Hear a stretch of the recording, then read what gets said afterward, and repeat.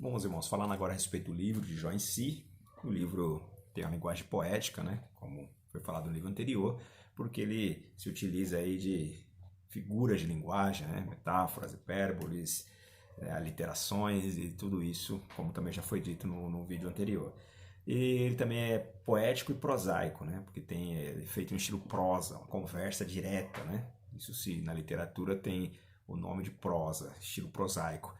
Tem a conversa dele direta com seus amigos e também o próprio Deus falando com ele no final do livro, né? Do meio para o final.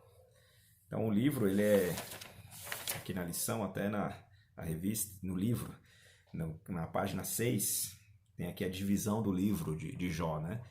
Você vê aqui bem no finalzinho, no último parágrafo, que ele é dividido em prólogo, diálogo, monólogo e epílogo, né? Prólogo, a ideia de início, né?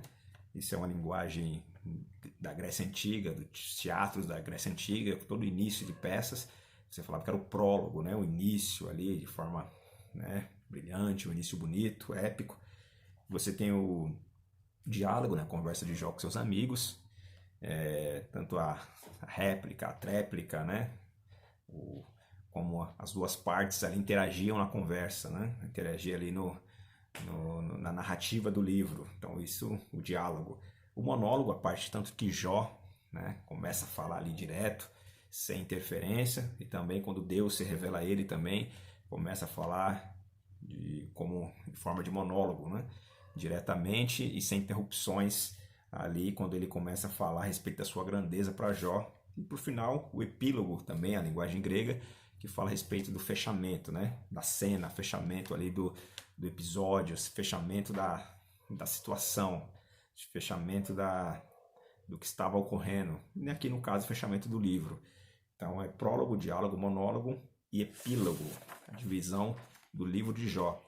Livro de Jó, que como aqui o autor do nosso manual vai dizer, né, você tem várias linhas que dizem que pessoas diferentes, né, puderam escrever o livro de Jó, como Moisés, Esdras, Salomão, Eliú e o próprio Jó, né? Falam que os mais aceitos são Moisés e Eliú, porém o Talmud, que é a tradição aí, a coleção de tradições dos judeus, eles falam que, eles asseveram que seja Moisés o escritor do livro, né?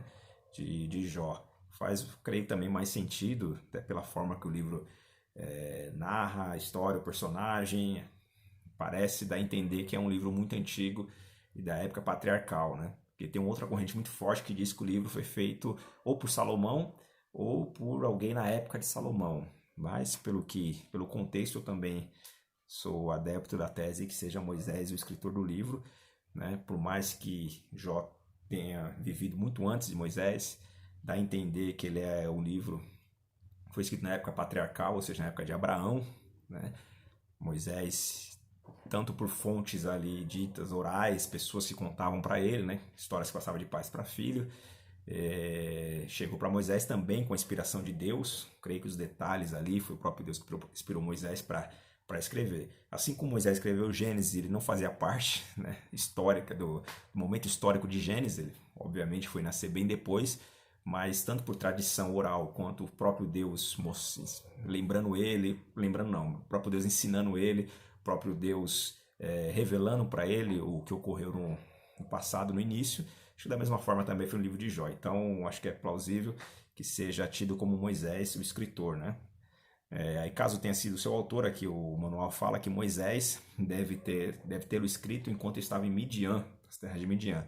A localização da terra natal de Jó seria a leste de Canaã, talvez na atual Arábia Saudita, né, na região de Uz. Não confundir com Ur dos caldeus, a terra de Abraão, região ali da Caldeia, que depois tornaria a Babilônia, entre os rios Tigres e Eufrates, né, aquela região. E aqui Uz não, é do outro lado, ali na região da Arábia Saudita, hoje atualmente Arábia Saudita. Depois você pode conferir aí no mapa, na internet, aí você vai ter uma ideia mais ou menos da localização do livro de Jó. Aí as características de Jó, né, que o livro traz. Jó, um homem íntegro, reto, temente a Deus, desviava-se do mal, respeitado pelo seu povo, ajudava os necessitados, honrado, mais rico do Oriente, né? As posses de Jó. Ele tinha 7.000 ovelhas, 3.000 camelos, 500 juntas de boi, ou seja, 1.000 bois, né? uma junta 2 bois, então 1.000 bois, 500 jumentos, e tinha muita gente ao seu serviço, né? Muitos empregados, tinha esposa, 7 filhos e 3 filhas. Então Jó era um homem completamente pleno, né? Era o arquétipo de um homem pleno, na visão humana. O que é arquétipo? É um modelo, um tipo principal de um homem completamente pleno, porque ele tinha prosperidade na sua vida financeira, tinha prosperidade na sua vida familiar, afetiva, com a sua esposa, social, era bem quisto, e religiosa, né? Um homem religioso, no sentido que um homem que tinha relacionamento com Deus, né? Não que ele seguia alguma religião no sentido que nós conhecemos hoje, institucional, mas no sentido que ele tinha uma ligação direta com Deus, né? Oferecia sacrifícios pelos seus filhos, era muito preocupado em agradar a Deus, em seguir os caminhos de Deus que ele conhecia, do qual havia sido revelado para ele, os conhecimentos que haviam sido revelados para ele. Ele tentava seguir de forma, né, reta, e era muito bem visto por todos. Ele se assentava junto aos príncipes na entrada da cidade, muitos vinham pedir conselhos para ele, ajuda para ele, financeira. A muitos ele dava alimentos, bens, né? Ajudava a viúva, o órfão. Então era uma pessoa que estava um ícone da sociedade da época.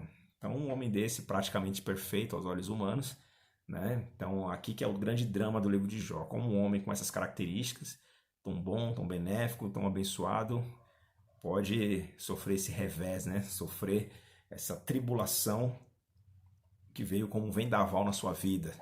E aí que vai entrar o grande mistério do livro de Jó, que para Jó não entendeu nada do que aconteceu no início, porque realmente quando ele coloca suas queixas ali perante os seus amigos, até mesmo perante Deus, vamos ver que pela teologia da época, como eu falei no livro anterior, no vídeo anterior, a ideia que se tinha é que uma pessoa que andava, né, com justiça, com integridade, não poderia sofrer essa calamidade que Jó sofreu, né? Então, por isso, da ideia dos amigos, nós conseguimos entender um pouco mais como os amigos não conseguiam fugir dessa lógica, né? Peraí, Jó, você deve ter feito alguma coisa, não é possível Deus ter tratado você dessa forma se você nada fez, se você está agindo com justiça. Então, é muito interessante como Deus mostra para Jó que existe coisas além, né? Deus mostra para nós também como existe coisas além da natureza, além do natural, além das relações humanas, né? Como disse certa vez Shakespeare, que existe muito mais coisas entre o céu e a terra do que supõe a nossa vã filosofia, né? E isso é uma realidade porque existe muito mais coisas além do mundo material do que a gente imagina. Como no livro de Jó fica claro que tudo se deu, tudo se iniciou, né, na vida de Jó, nesse sofrimento de Jó, em um plano espiritual, né? A Bíblia é clara dizer que enquanto os filhos de Deus se apresentaram a ele no céu, Satanás ali estava no meio, e o Senhor ali pergunta para Satanás: tem visto o meu servo Jó, como ele é reto, como ele é íntegro? E Satanás ali aproveita da situação como um acusador, né? O termo Satanás é acusador, adversário. Ele aproveita para injustamente, falsamente acusar Jó, né? Atribuindo para Jó uma ideia de que ele só te serve porque ele tem as suas bênçãos, só te serve porque o Senhor cercou ele com as suas bênçãos. Se eu não tivesse cercado ele com suas bênçãos, certamente ele não te adoraria, não te serviria. E Deus permite, então, ali a ação de Satanás, porém limitando ela, né? Primeira situação, limitando apenas aos seus bens, os seus filhos, e na segunda, como nós sabemos, a sua pele, mas sem tocar no seu espírito, né? Na sua alma. Então aqui já mostra também uma teologia, né, de Deus a respeito de como Deus tem um controle absoluto de todas as coisas. Por mais que Satanás tente ali o mal contra os seus servos, em última instância tudo está na permissão de Deus. Se Deus, de forma sublime e com um propósito, ele permite ali que Satanás entre na vida de Jó para fazer o que ele fez, né? Não apenas por motivos mesquinhos, não por motivos menores, mas sim por motivos sublimes de mostrar como Deus opera na vida do ser humano e como o ser humano, quando ama a Deus de verdade, não está apegado apenas a bens, a situações da vida, né, a sentimentos, mas ele está arraigado em algo mais profundo, que era o caso de Jó. E mesmo sofrendo tudo o que sofreu, não desfaleceu, não atribuiu a Deus ao ponto de amaldiçoá-lo. Pelo contrário, mesmo quando a sua mulher pediu para que ele assim procedesse, ele agiu de forma diferente, porque mostrava que o amor de Jó para com Deus era um amor superior, né? Não estava apegado, como ele disse, no sair do ventre da minha mãe, no voltarei para lá, né? Bendito seja Deus, né? Eu recebi o mal do Senhor, eu recebi o bem do Senhor, porque eu não receberia o mal também do Senhor. Então ele atribui que tudo em última instância é direção de Deus, é a mão do Senhor. E aqui a Bíblia, a palavra de Deus, ela vai mostrar as doenças de Jó, como o estado de Jó se mudou, né? Se transformou de forma repentina e forma trágica. Doenças de Jó: úlceras purulentas e dolorosas no corpo, pesadelos, né, derivados de altas febres, né, temperatura do corpo dele elevada, crostas de feridas que enegreciam e descascavam, aparência repulsiva, mau hálito, magreza excessiva, febre, dores de dia e de noite, né? Então você vê que o estado de Jó, tanto econômico quanto sentimental, com a sua família sendo destruída, mas né, os irmãos sabem ali, não precisa detalhar o que aconteceu na vida de Jó, mas mesmo apesar de tudo isso, ele não blasfema contra Deus, né? Ele se vê ali sentado em cinzas, se coçando com um caco de telha, e mesmo assim Satanás é envergonhado porque Jó, por mais que ele lamente, por mais que ele questione, por mais que ele demonstre o sentimento de tristeza e frustração, mas ele se manteve fiel. E isso é um grande aprendizado para nossas vidas, o quanto Deus permite que as coisas aconteçam, mas sempre com o propósito de abençoar os seus filhos, sempre com o propósito de mostrar ao final a força que Ele nos deu, né? A capacidade que Ele nos deu, que Ele nos fez um ser fortes, né? Somos imagem e semelhança dEle.